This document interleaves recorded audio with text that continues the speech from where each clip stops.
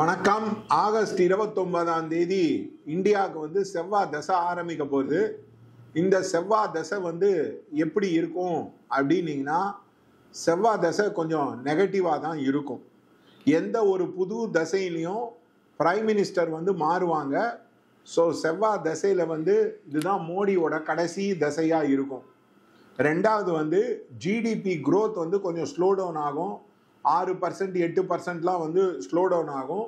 ID செக்டரில் blood பாத் இருக்கும். நிறைய பேருக்கு வேலை போகிறது, ஐடி செக்டரில் நிறைய பேர் வேலையை விட்டு தூக்கிறது, ஐடி கம்பெனியில் நிறைய பேருக்கு வேலை கிடைக்காம இருக்கிறது, இந்த மாதிரி பல விஷயங்கள் நடக்கும்.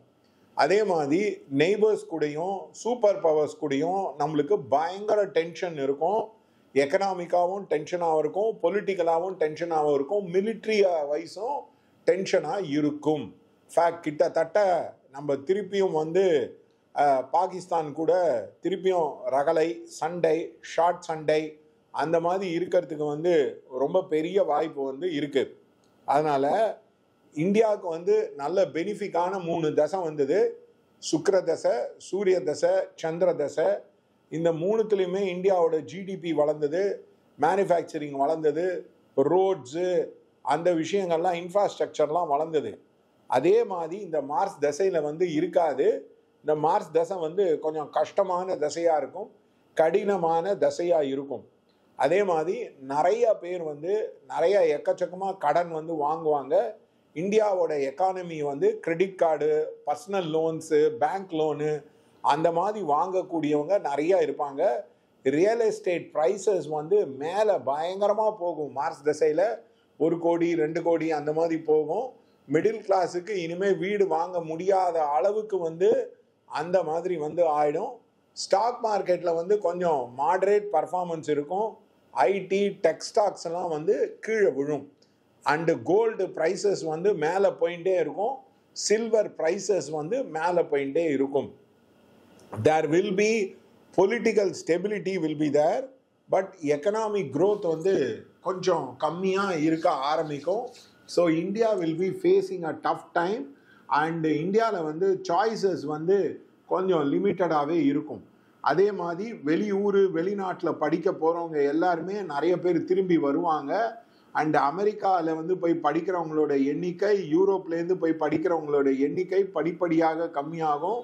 நிறைய பேர் ஃபாரின் கண்ட்ரீஸ்லேருந்து இந்தியாவுக்கு திரும்பி புது தொழில் அந்த மாதிரி விஷயங்கள்லாம் ஆரம்பிப்பார்கள். ஸோ இந்த தசை ரொம்ப டஃப்பாக இருக்கக்கூடிய ஒரு தசை.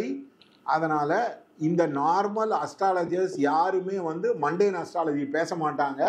திருப்பதி கோயிலுக்கு போகணுமா வேணாமான்றது, இந்த கோயிலுக்கு போகணுமா அந்த கோயிலுக்கு வேணாமான்றது. அதாவது இப்போ எனக்கு தெரிஞ்ச ஒரு அஸ்ட்ராலஜர் என்ன சொன்னார், உதயநிதி ஸ்டாலின்னு போட்டுக்கணும் அப்படின்னாரு.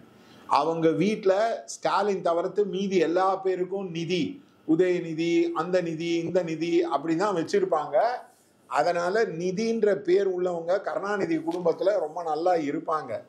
அதனால் இது உதயநிதி ஸ்டாலின்னு போட்டுக்கணும், இதெல்லாம் ஒரு நியூமராலஜின்னு பேசுறதுக்கு பேசாமையே இருக்கலாம். அதனால் மார்ச் தசை வெரி வெரி டிஃபிகல்ட் தசா.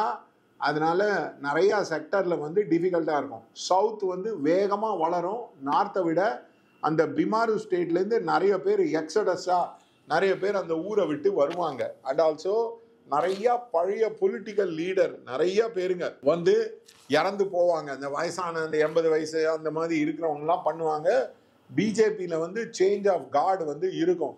நரேந்திர மோடி முடிச்சுட்டு வேற யாராவது டேக் ஓவர் பண்ணுவாங்க.